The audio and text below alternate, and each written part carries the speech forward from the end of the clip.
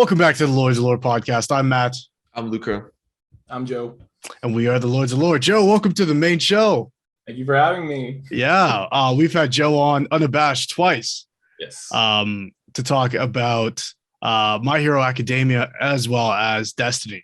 Yeah. Those are both my favorite episodes of Unabashed. So hey, thank you. They're mine too, actually. Yeah. You're just a super passionate guy, and it's fun to talk with you about fantasy and sci-fi nerddom, which is great because this is the show. Right. The show for all things fantasy and sci-fi nerddom. So it's great to have you on here. Without any further ado, let's just get into it. Luca, what do you got for us this week?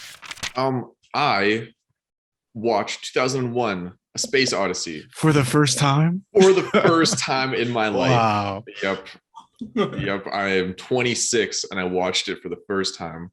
It's Interesting. been out since 1967. That is true. Here's another unabashed plug. You can catch me and a friend of the show, Ochiolo, talking all about this movie. But Luca, what were your... Ochiolo, who once I told him I'd never seen this film, he was looked mad. me in my eyes and said, I am a bad person. So I was like, all right, man, I can watch see him this saying film. You should feel bad. Yeah. So I watched it. It's excellent. I loved it. I have to say though, George Lucas, this man, what did you write about George Martin in that one episode we did? He's a hack. Oh, Joe. Oh, wow. The visuals of Star Wars, like it is 2001. I was watching, I was like, all of these like analogs, like this is the aesthetic interior of like sci-fi in so many movies. Yes. There's so many scenes I was like, I've seen this and other things. Like I've seen the homages to this like everywhere in sci-fi. Yes. And obviously the music, like I've heard it everywhere, and this is like what it was originally for.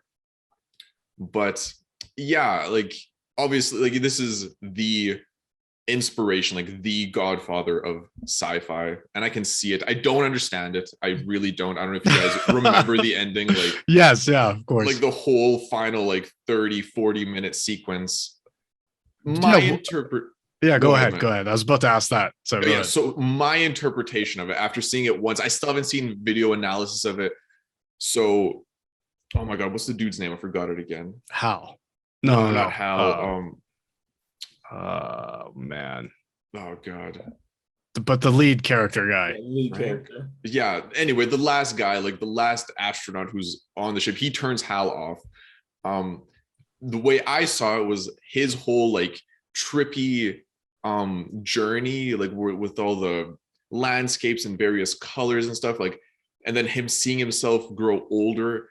My sort of interpretation of it was he sort of represents humanity as a whole, and it's like progression through time. The monolith is like memory to me. It's like information and knowledge and just the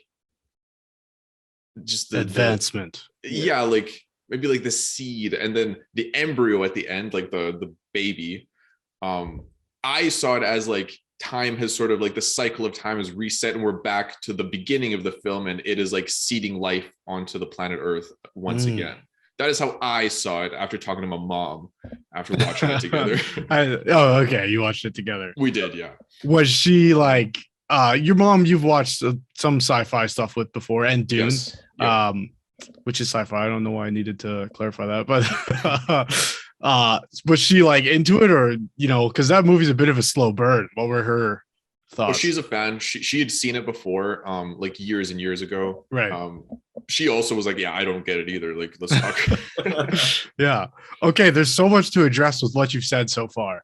Mhm. I think the end of that film is ambiguous, and everyone sort of has their own interpretations.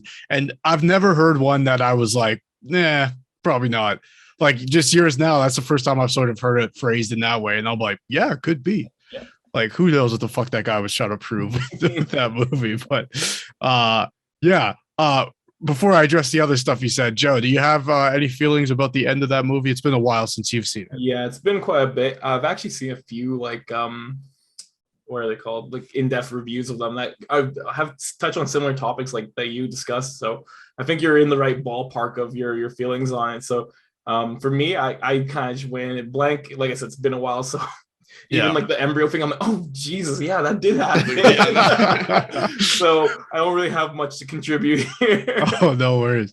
But I have to address the George Lucas as a hack, because I can see the similarities between our conversation about George R. R. Martin and George Lucas. Whereas I hold fast to the idea that George R. R. Martin, I think he's a fantastic writer. I hope that part wasn't lost.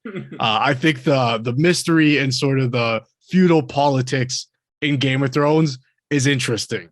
It's suspenseful, but I think what made Game of Thrones super successful as a television project was that it was unconventional and that main characters can die. And I think that was one of the selling points. No one's safe, like, don't get attached to anyone. And it was like, well, I have to tune in next week to see if my heart gets broken. Where it was like, was it A+ quality the whole time? A lot of people will say like the first 4 seasons were, and then it waned after that. For me, now taking a retrospective look, especially when we talk about some of the stuff in the overarching world building of that universe, I'm very sort of jaded towards it. I'm like, I feel like I was sold fantasy politics, and the surrounding world isn't very much fantasy. It's very like, I don't know, someone who like, like an AI generated fantasy world, it feels like to me. Everything is super vague and uninteresting outside of what happens in Westeros. And for that reason, I dubbed thee a hack. Now, George Lucas, I will not accept the title of hack on George Lucas, where I do think maybe his strength is not in storytelling. The prequels are a clear indication of that. In story creating, he made a fantastic story. Now, was he the best person at telling it? No. Irv Kershner was in The Empire Strikes Back. But it is his creation. And I guess where you could pull back from that is that it is just Dune mixed with serial cartoons from, his childhood and Flash Gordon and the hero's journey. It's just all those things in a blender. But that isn't AI generated. There's more heart to it. It's like, I am George Lucas and I love Dune and I love these things I grew up with, and I love Flash Gordon and I love Westerns and I love samurai films and I love blah, blah, blah. And this is all the things I love in a very cool, technologically advanced, way ahead of its time project. And that alone, just the technological advancements that Star Wars brings to the film universe, I think, rid George Lucas of any faults, in my personal opinion. Now, is he a great director? I don't know. Episode 4 is very well done.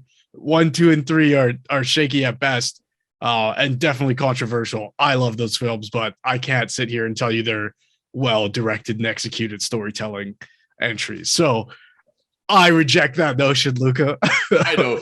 But I understand where you're coming from. Like, he's not actually truly a hack, obviously. I love Star Wars. Like, I've never... And what I hate about Star Wars is not even his work. Like, yes. it's the post-George Lucas era that, like, makes me not like the Star Wars story. So that was just a comment for you. But I can't help but notice, like, there's such clear, like, the aesthetics of this film. I was like, this is literally like, this holds up today. Yeah. Yes. Like the Millennium Falcon interior looks a lot like the HAL unit area. Like, it's the way the buttons look, the way they press, like the colors of them, like it's very similar. And there's nothing wrong with that. Yeah. I wouldn't be able to say whether it's he saw that in 2001 was like, I want that same feel in my movies, or if, during the late 60s and 70s, analog switches were a thing. Old music equipment and stuff all have like old amplifiers that I've owned, all have those, silver analog switches, and it's very satisfying. So I don't know if it's just a matter of like retrofuturism when we look back at it at this point in time, or if it's like, I love that food. And he probably did. He probably loved, 2001. I think he's even cited it as an inspiration. So Joe, do you have any thoughts on George Lucas being a hack? And I mean, I think you're completely right. His like world building is awesome. Like when it comes to like the overarching thing, and how he combined like the love of westerns and samurais, like fucking spot on to a T. Like he did a good job of combining it all. But yeah, story wise, some of them are They're better than some.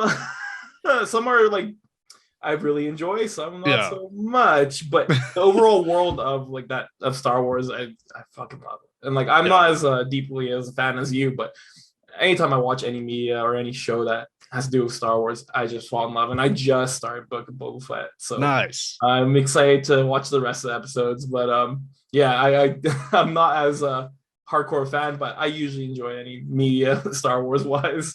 Yeah, I think that's a point you made there is perfect. I don't think anyone. Well, okay, well that maybe not true, but I'm arguing with myself before I've said my point. I think for me, I fell in love with the world of Star Wars. Oh, yeah. The fact that there are Jedi and spaceships. We got knights and fucking spacecraft. That to me is the thing that like draws you in. The story's almost secondary. So, but at the same time, I do love the story of Star Wars, especially 4, 5, 6. Like, finding out who you are and then overcoming that type of thing. So I do love the story of Star Wars, but for me, it's the world. Like, I love the world of Star Wars. And even what they're doing now with the like Book of Boba Fett and Mandalorian, like the whole world's there, but these are different stories around the galaxy. Like, and awesome. You get to like learn little things that you didn't know and see different things that you've heard about, but you didn't know more in-depth detail. But I'm fully in love with the world. Honestly, even just seeing like the crazy little planets they think of, or like even in Mandalorian to go to like the all war world with like basically pirates and shit, and then like the was the word like kind of like a sanctuary world. It's all green, it's all like people farming and whatnot. Like I love seeing like those different atmospheres that are all integrated into this big galaxy. Yeah, and I think like again with like the world is like we like these new shows that are coming out because they exist in the world of Star Wars. But the stuff that people haven't liked is when we keep going back to same like legacy type characters. And it's like, oh man, I don't really need to see exactly. I'm done this with person. You. Yeah, like their story's finished. That being said, we are just talking about Book of Boba Fett, which is exactly that. So it's tough, I guess. But going back to what you initially brought up, Luca, I think, like you said before, when you go back and watch these sort of like classic and cult classic films, especially sci-fi and fantasy, but I think more with sci-fi because, part of getting those shots and making them look real is that, they have to be like some sort of technological advancement or innovation in filmmaking. And that's what, oh my gosh, I can't believe they made that thing float or whatever the case may be. And I think when you go back and watch those older films, you're like, oh, this is where film A through Z got that thing from. It's like the motorcycle spin you see in every animated project ever. It's like when you finally see Akira, it's like, oh, oh, okay, So yeah, I don't know. Star Wars definitely borrows some of that filmmaking prowess from 2001, but then I think also borrows story aspects from Dune. Even something as simple as spice on the desert planet is like a main theme in Book of Boba Fett, which is like just clearly a complete rip away from Dune. So yeah. So yeah, that is my topic on 2001. Again, I don't want to take. There's nothing wrong with art imitating art. That is how art works. Yes. So I take my George Lucas as a hack. I win. Yes. Nice. Well, good. Okay, so now we'll throw it over to you, Joe. What do you got for us? And what do we call this segment? Joe's jovial jokes going on today. But this is serious. No jokes. Wait, what? No, the topic I kind of want to talk about, I'm not sure how well versed you guys are in this, but this one's for the gamer boys, the memers, and the Xbox boys. But the whole universe of it is Halo. I thought you might talk about this, which is good because I think Will was going to talk about this if he were here. So good that you're filling in for him there. Sad that you guys can't gush about it together, but we'll find a way to make that happen. But yeah, go ahead. Oh man, just so if you guys don't know, the main storyline stuff takes place about a few centuries ahead in time. It's definitely more sci-fi. And the main character is a guy named Master Chief, if you don't already know that term, even just from it floating around the internet for years, since Halo's old as balls now. But So Master Chief is basically a powered up soldier who was stolen from his home as a child, indoctrinated into the army, and basically made to be a super soldier to fight off revolutionaries and whatnot, behind the government's back without the people knowing. And then what actually ends up happening is alien invasions happen. And then instead of using them to fight revolutionaries and anyone who's causing problems, they set out Spartans, which there's more than one, and that's why he is a Spartan, to fight in the war. And basically they become the saviors of most planets while they're being taken over by the Covenant, which is the aliens. And Master Chief ends up being one of the last ones in his own generation of Spartans. And he's special because he takes upon a AI that's a little bit more smart than your average dumb AI that just kind of knows how to do stuff. She's actually like has her own personality and, you know, connects with him on an emotional level. But that's the more or less gist of Halo and that. But the overarching like world of Halo is incredible and super crazy. There's multiple Spartans and generations and whatnot, but yeah, he's the one we focus on the most. But we learn about like even like the shock troopers and crazy shit that's in that world too. So I don't know. I'm personally in love with Halo, so I play almost every game. Yeah. So I've never owned an Xbox. I think I've said this on the podcast before, but obviously Halo is a touchstone for I think people our age because it was like one of the dominant first person shooter games, like head to head with Call of Duty for a long time. It sort of waned and, you know, recently has picked back up. But I didn't realize how much I wanted to see a Halo movie until I saw the trailer. The trailers, yeah. And I was like, oh, fuck, yes. Give it to me. I want the fucking Halo movie. I think it's like a series. I'm not sure. A series. I think it's Paramount is distributing it. Right. Yeah. Man, like they have like some animated movies that take place in the universe and take place with the main character and other characters. But like if you ever want to get like a good feel of like how the Halo fan base has like wanted to see a movie or show so badly, you can see like their live action trailers for like any of the old games, especially like Halo Reach has probably the best live action trailers and makes you feel like man, this world is real. And then I think I remember that trailer. Didn't it have like the music? Yeah, and then like Halo 3 had these old trailers, and it's about like older gentlemen who are retired veterans, and it's their stories of how they fought next to Master Chief. Oh, yeah.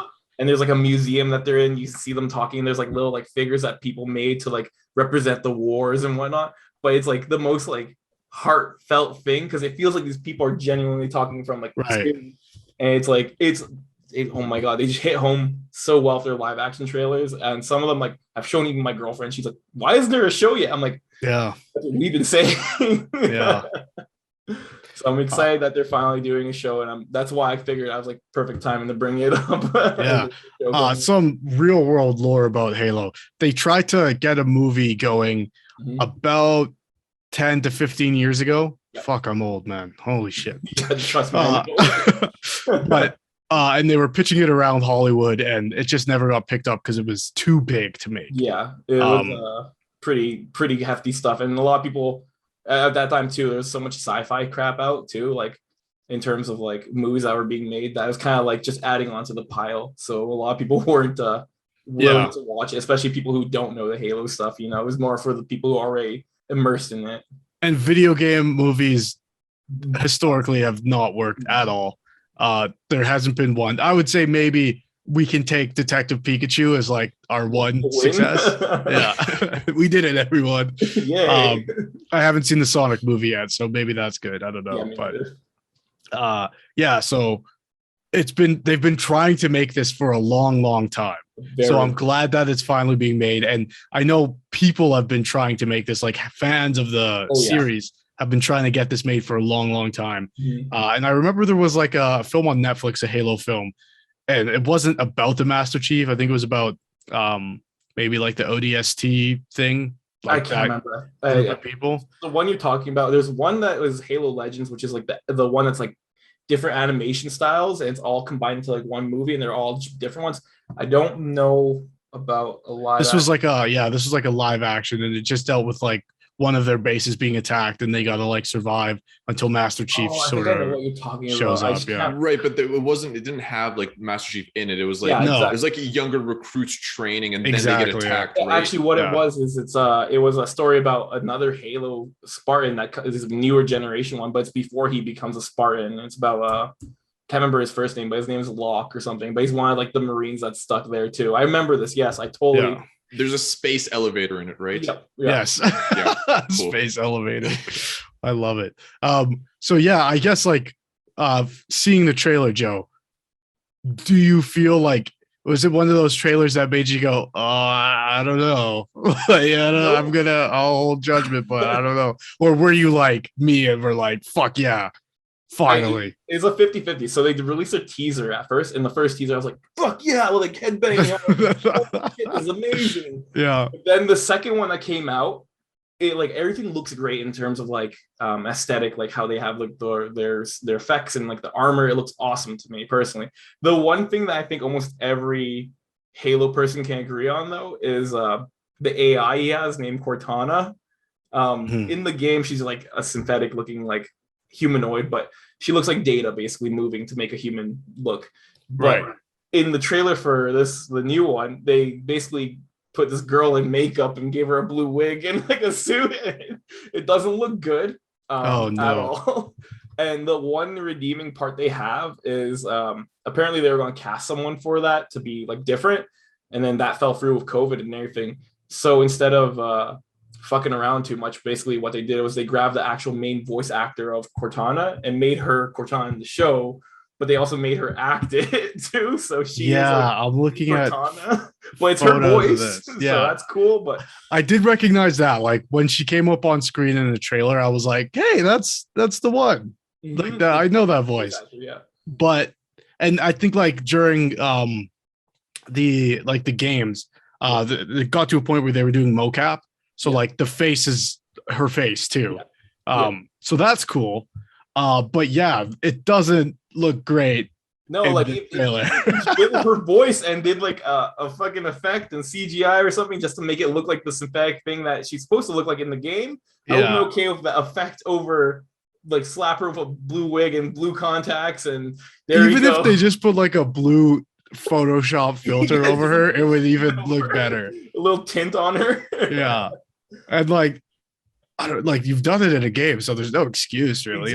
Exactly. Even if it just looked like how it looks in the game, that would be almost better. And like some of their effects that you can see, like some of the big wide shots and effects, it looks great. It's like maybe they used like, too much of their budget on that stuff. So they couldn't figure out like a little bit of CGI money for like the AI. But I mean, I'll take what I can get, man. At least it's happening.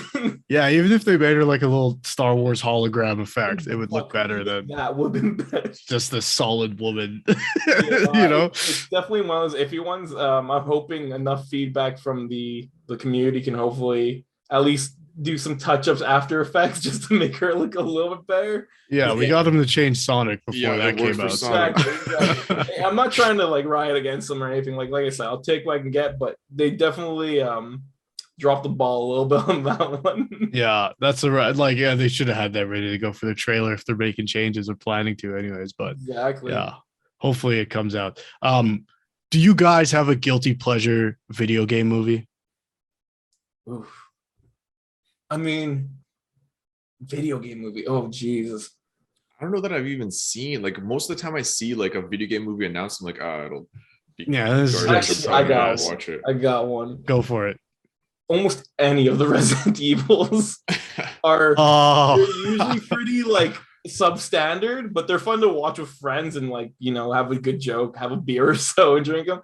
They are not great. A lot of them tried to replicate like scenes from the games, but man, they are just not good compared to the games, but they're fun to watch.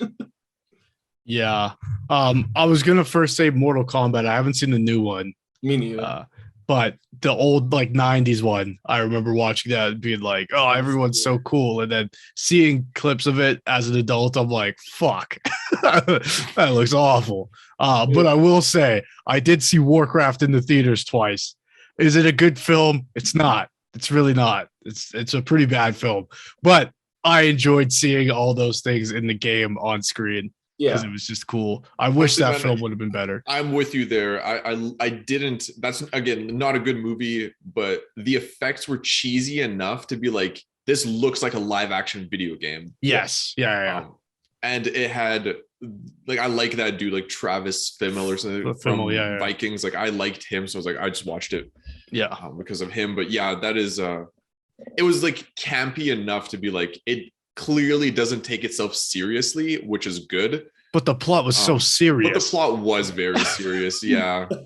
And all the serious moments in that movie just fall flat because it's like they do. I don't know, even their armor looks like a giant, like spray painted plastic to look metal. Like it just looks like a bunch of cosplayers. Like look, cosplayer space marines.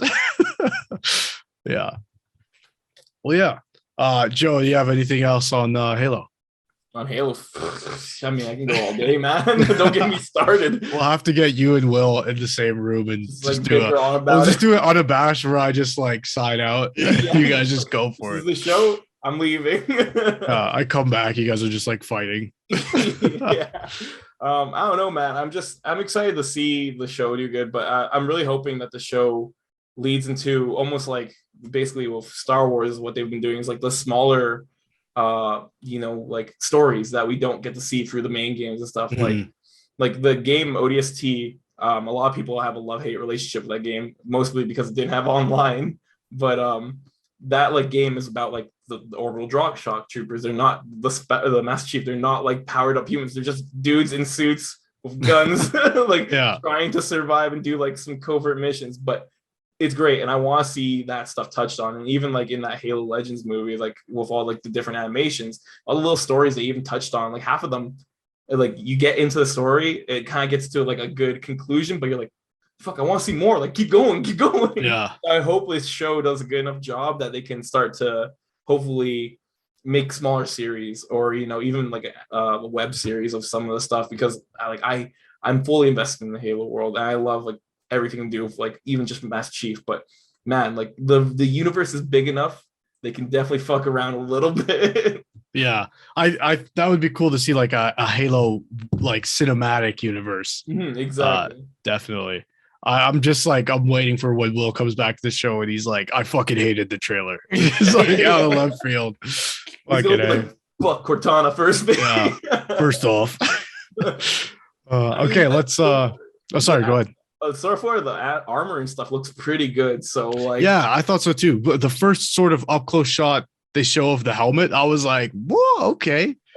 Yeah. There's like one scene that it looked almost a little plasticky in the trailer, and that was the one that kind of threw me off. But then every other scene and all the other like Spartans they show, they look pretty fucking good, man. Yeah. So I'm about it. I'm hoping for more. I'm excited because, like, again, like I said, I never played Halo campaigns or anything like that.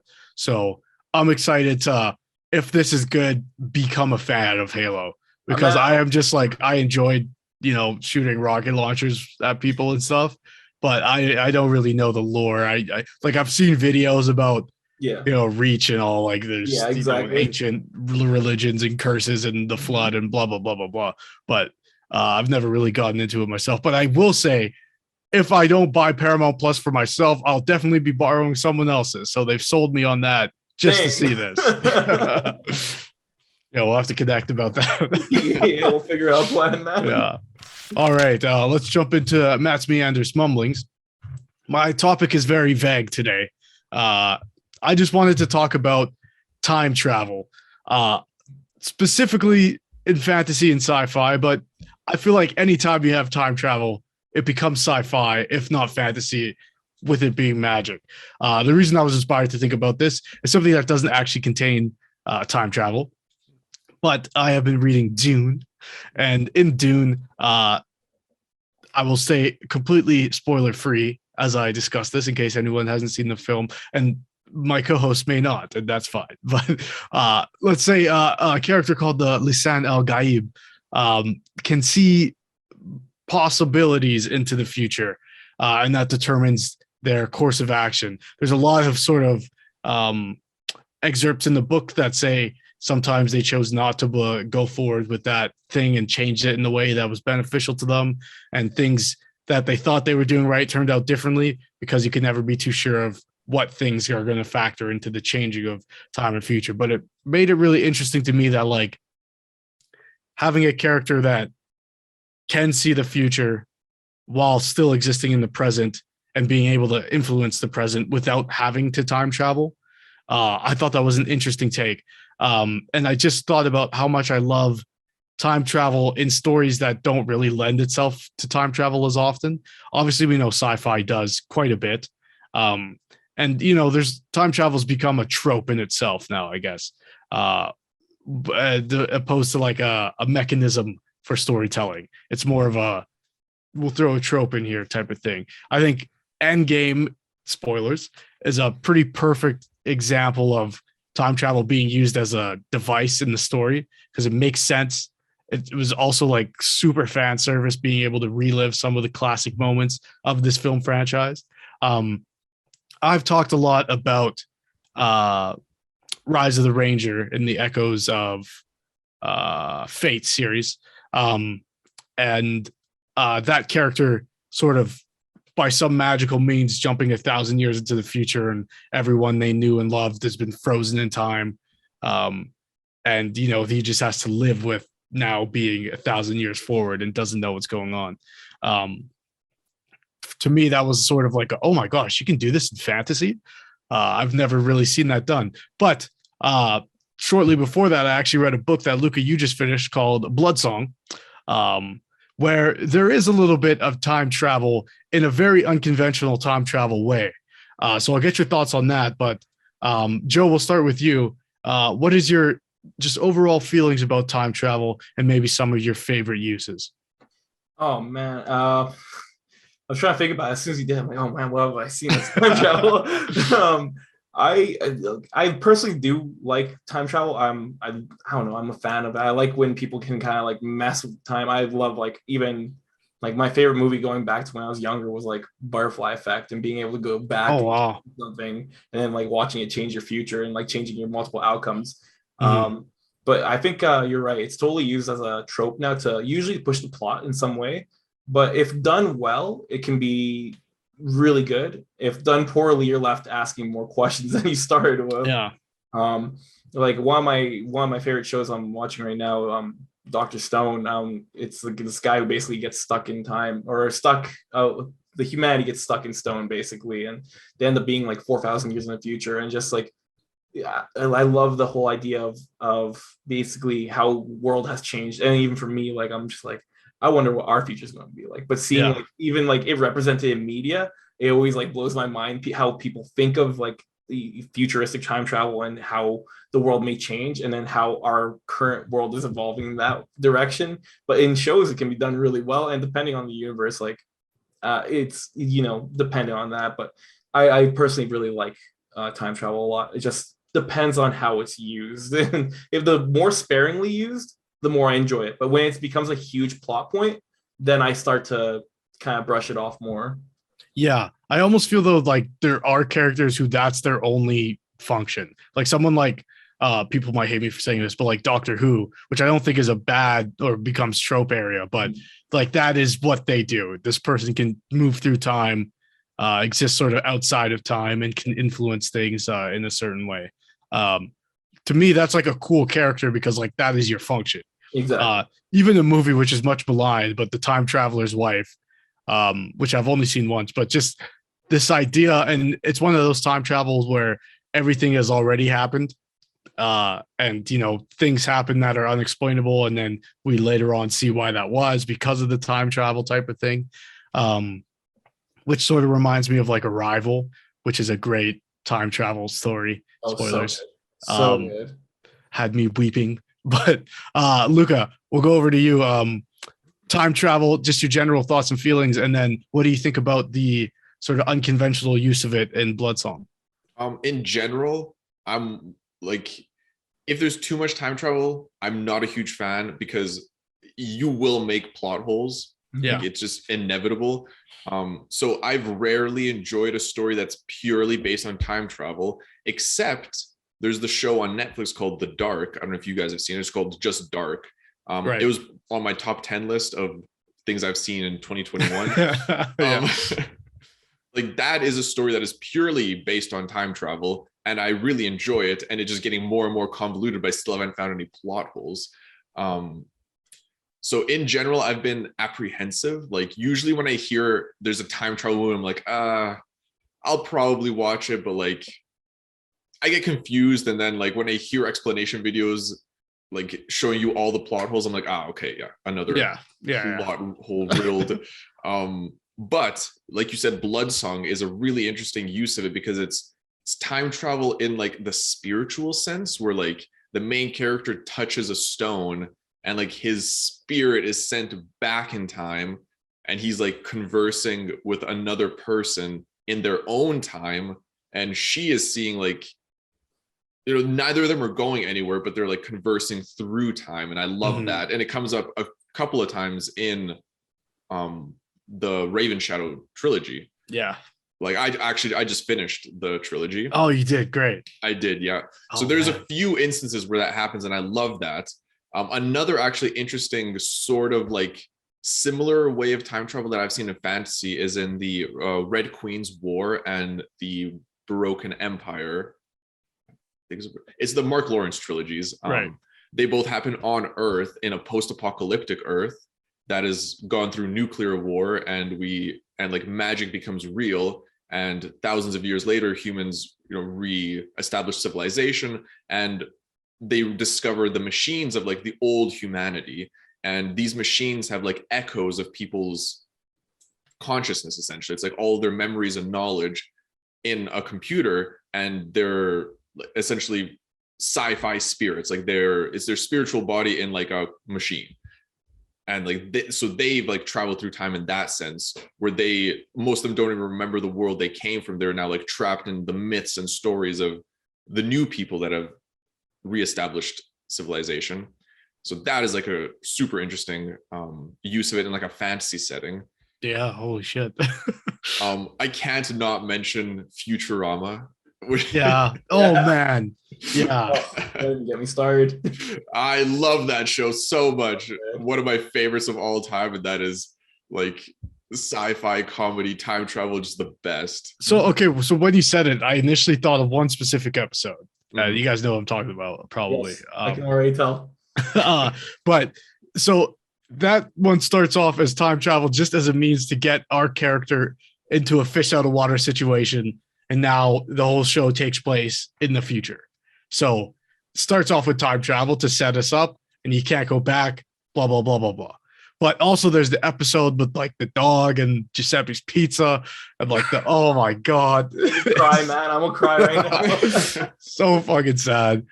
Which I think is one of the reasons I love time travel. Like I was saying, like Arrival, just like that, the notion of like, either you can't go back, and I think that's like just a really beautiful sort of life lesson, is why when things happen in your life and stuff, sometimes you can't reverse those things, and you're stuck in the future, or in the present rather, and dealing with those things.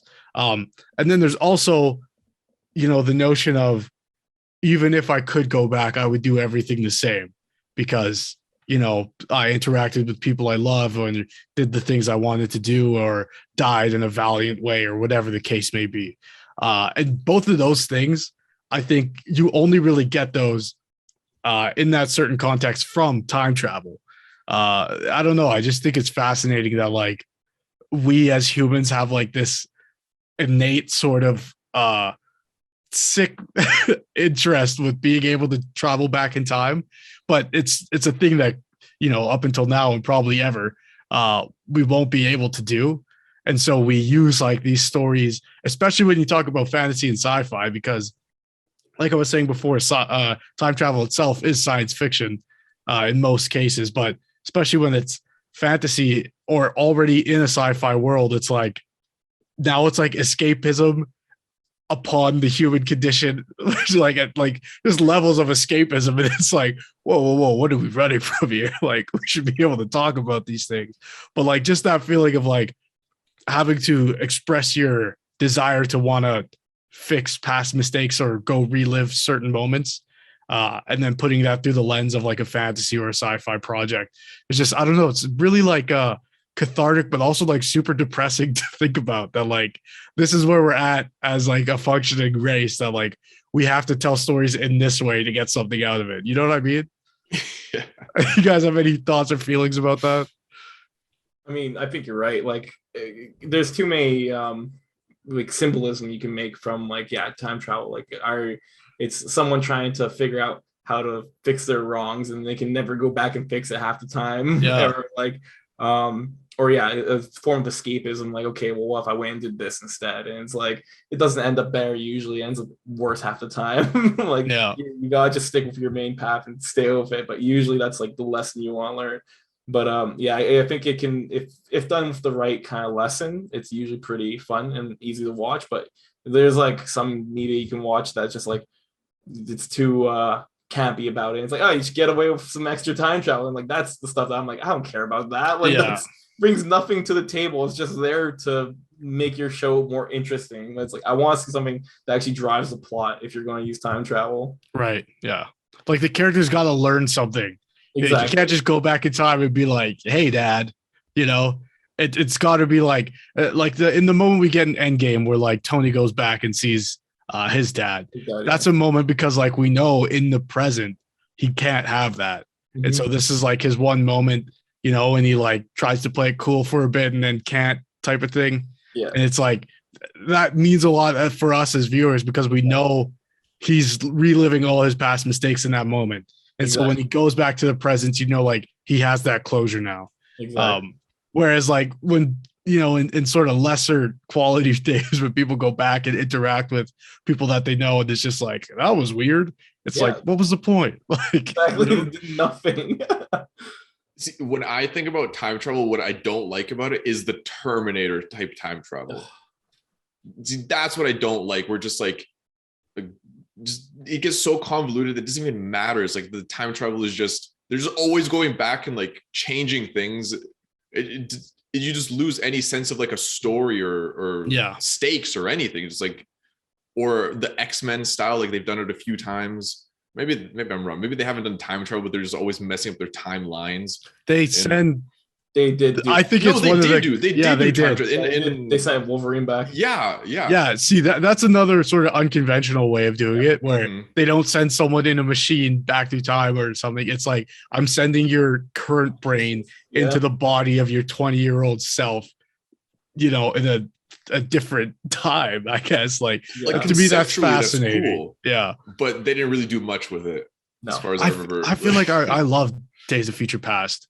But it was sort of generic. But from that movie comes a line where I'm paraphrasing now, but you throw a stone into the river, it'll cause a ripple, but eventually the river finds its path again. Where it's like, you can go back in time and try to change these things, but these things are always going to happen. You know, you can change how we got there, but you can't change the destination, type of thing. Someone mentioned something, and now it's rolling off the butterfly effect. Yeah. So first off, Joe, do you believe in the butterfly effect? I mean, my heart of hearts goes like, yeah, I believe in it. But then like every scientific outcome and everything, just like, you know, who the fuck can actually do that? How do you actually determine like, if I step on this leaf, will it like kill someone somewhere else? Yeah. You don't actually have anything that can prove that. But like I said, my heart of hearts wants to believe like the right moment can cause a lot of extra things to happen around you, including the people around you, even if it's not directly impacting your life. And I think that's kind of like a beautiful thing where you want to take advantage of life, but try to make the right choices that make you happy and don't hurt anyone else. But once again, like, I don't know. I could, just like accidentally throw a pop on the ground and like hurt someone 5 hours later who steps on the pop for some reason. Like, I don't know how it works. It could be as small as, like, you know. For me, it's a source of constant anxiety. So I've let it go because it's like anything I do could have devastating consequences. Dude. And if I think too hard about anything, it's like, okay, well, if I throw the pop in the ground, some kid might ride his bike, pop a tire, veer into traffic, die. Okay, but if I throw the pop in the recycling, the guy who's doing the recycling, it slices his finger open, and then he bleeds out and gets a blood infection. I don't know. Like, it's just like anything you do has like devastating consequences that you just try to do the right thing and deal with the consequences. Dude, I watched that movie way too young. Like, way too young. I was like, I want to say like 10 or 8. And I was like, holy shit, I gotta live my life in a bubble. Safest way possible. And the nicest way for people around me. I mean, I think it made me a pretty decent person nowadays, but man, that's like way too much psychological thriller for like an 8-year-old. One of my favorite movies deals with the butterfly effect concept. I do like the butterfly effect movie, but I think I saw it once when I was very under the influence of narcotics, and I don't really remember it that much. The one scene I remember is like the guy boiling pants, and that somehow affects something across the sea. Anyways, a movie called Mr. Nobody. Have you guys seen this movie? Heard of it. I've never watched it. Yeah,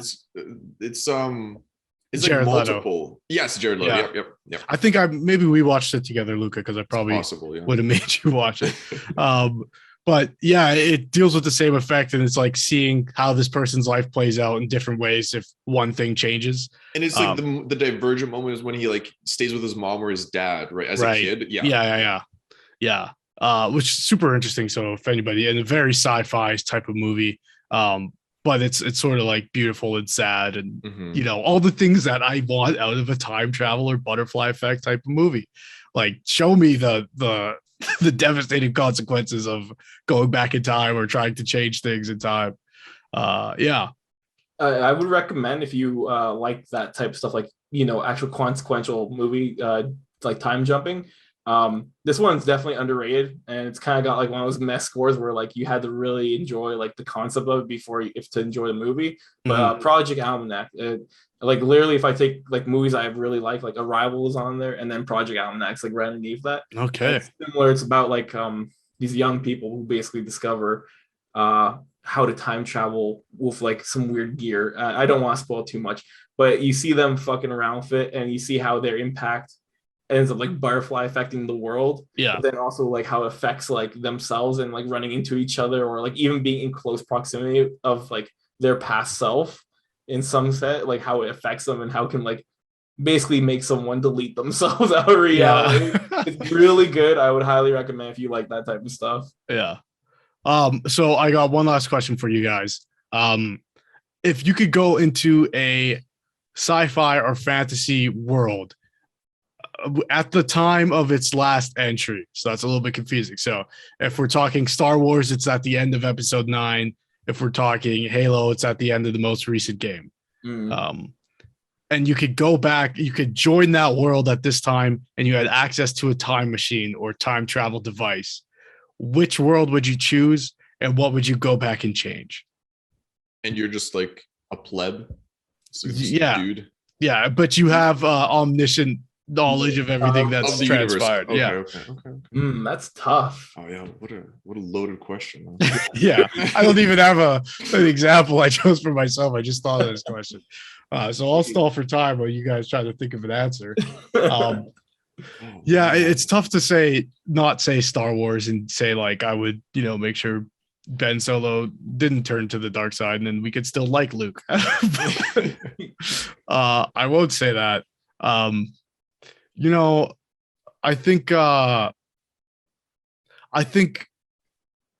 I don't know.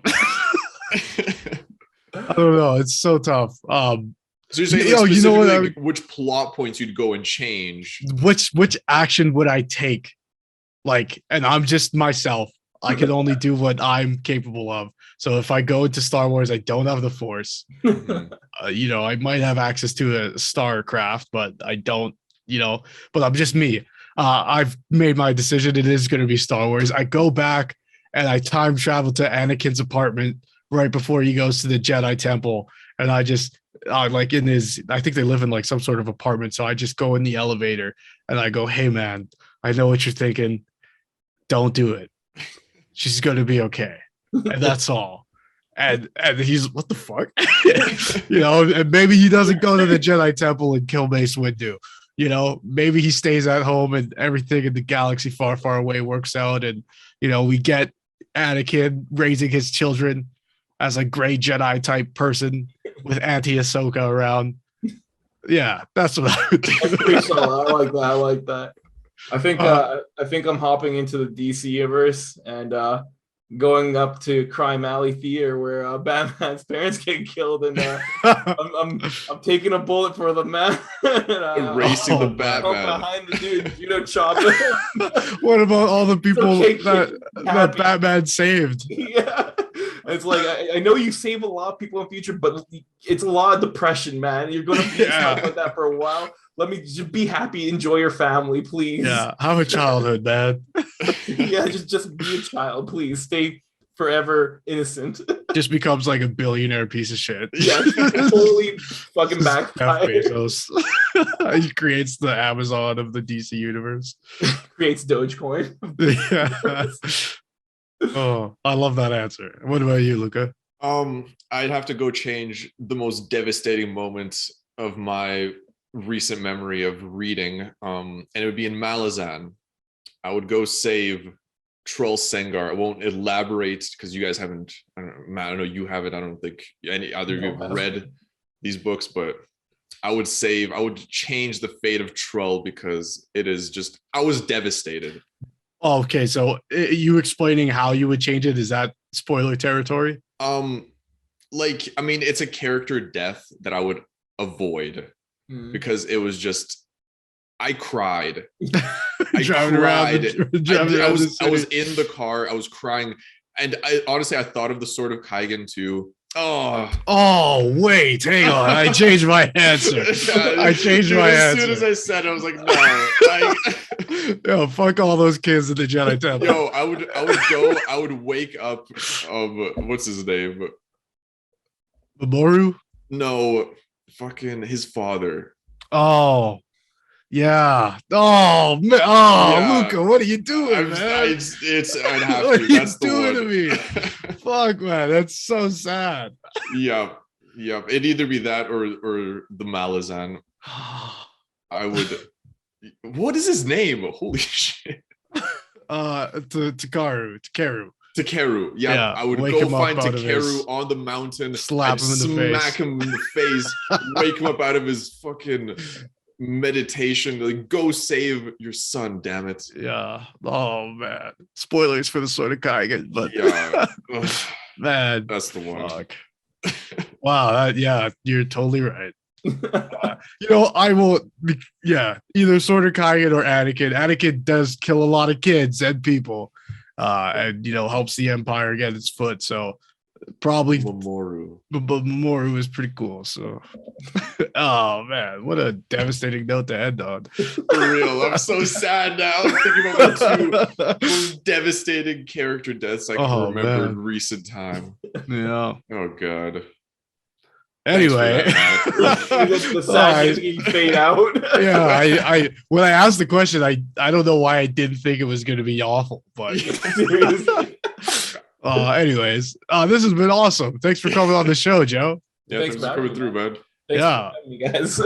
Absolutely. Everybody, check out our show every Tuesday. And you can catch the clip outs of our show on the following Wednesday. Make sure you're looking out for our season finale of the Book of Boba Fett that will be out tomorrow, or Thursday rather, when you're seeing this. I think I don't know what time it is. And also now you can check out Cam and I doing reviews of The Legend of Vox Machina on Amazon Prime. Super excited to do that. Thank you all for your support. As always, I'm Matt. I'm Luca. I'm Joe. And we are the Lords of Lore. Hey.